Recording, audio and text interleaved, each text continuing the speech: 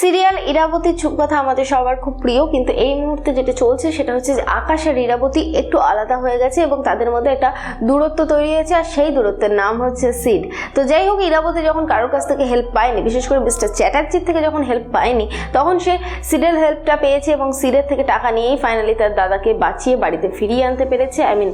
জেলের থেকে বাঁচিয়ে তো বাড়িতে ফিরিয়েছে, সেই কথাই বলছিলাম। তো এখন আকাশ চ্যাটার্জি জানাচ্ছে যে টাকা দিয়ে, যে এই টাকাটা সিডকে দিয়ে দিন এবং সিডকে বলুন এই বাড়ি থেকে চলে যেতে।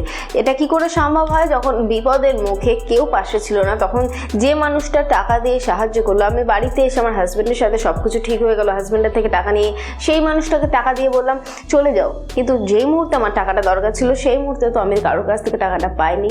তো যাই হোক, ইরাবতী এরপরে আরো বেশ কিছু পদক্ষেপ নিতে চলেছে, সেই সমস্ত কিছু আমি তোমাদেরকে জানাবো। তবে তার আগে বলবো, যারা যারা এখন অবধি চিরকুট এন্ড ফ্রেন্ডলি চ্যানেলটিকে সাবস্ক্রাইব করোনি, নিচে দেখো সাবস্ক্রাইব বাটন আছে, সেখানে গিয়ে সাবস্ক্রাইব করো, আর তার পাশে থাকা বেল বাটন অবশ্যই করে ক্লিক করো আমার ভিডিও সবার ফার্স্টে পাওয়ার জন্য।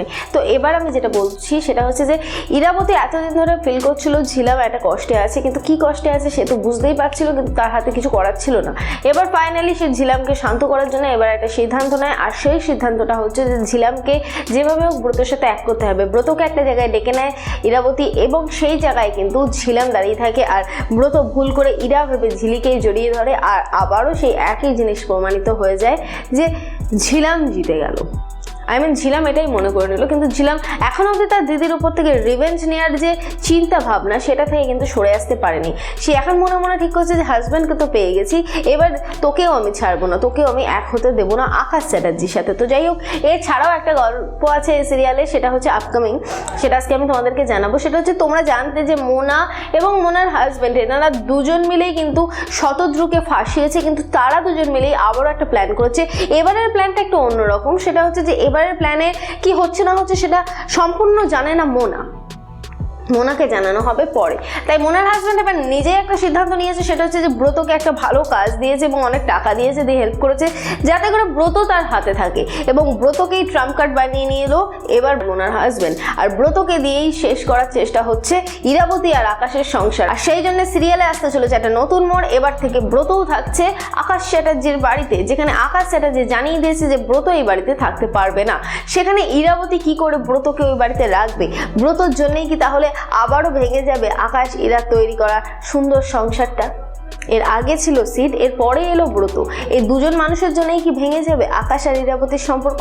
তবে আমার মনে হয় যে আকাশ যদি সত্যি বুদ্ধিমান হয়ে থাকতো তাহলে আকাশ বিষয়টা বোঝার চেষ্টা করতো এবং পুরোপুরি ম্যানেজ করে নিতে পারতো, কিন্তু সেখানে আকাশ চ্যাটার্জি কোনো কিছু ম্যানেজ না করে যেটা করছেন সেটা হচ্ছে যে উনি একজন বড় ব্যবসায়ী, ওনার একটা কথার জোর আছে এবং উনি যখন তখন আসছেন একটা করে ফরমাস ছেড়ে দিচ্ছেন এবং দিয়ে নিজের মতো নিজে সরে যাচ্ছেন, কিন্তু ফাইনালি যাকে ফেস করতে হচ্ছে সেটা সে বুঝতে পারছে না।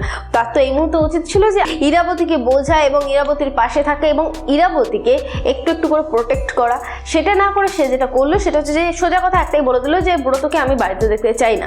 এই ধরনের বেশ কিছু জিনিস আমরা ফেস করি, যে একটা কথা বলে দেয় হাজব্যান্ডরা, কিন্তু সেটা ওয়াইফরা কি করে পালন করবে, কিভাবে করবে, কি করে সব বিষয়টা সামলাবে সেটা কিন্তু তারা জানে না। পরে গিয়ে তারা বলে যে আমি তো ফার্স্টেই বলে দিয়েছিলাম যে এটাকে সরিয়ে দিতে হবে, এটাকে সরাওনি কেন?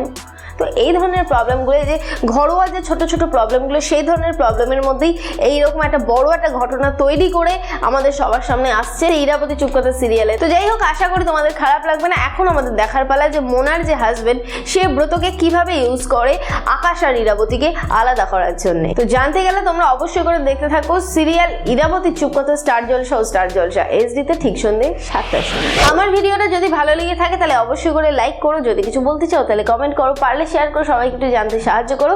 আর হ্যাঁ, ইরাবতী চুপকথা সিরিয়ালের সমস্ত খবর সবার প্রথমে পেতে অবশ্যই করে সাবস্ক্রাইব করো চিরকুট ইনফিনিটি চ্যানেলকে, আর তার পাশে থাকা বেল বাটন অবশ্যই করে ক্লিক করো আমার ভিডিও সবার ফার্স্টে পাওয়ার জন্য। আমি গিয়ে একটা সিরিয়ালের খবর নিয়ে এসে বন্ধুরা, ততক্ষণের জন্য টাটা।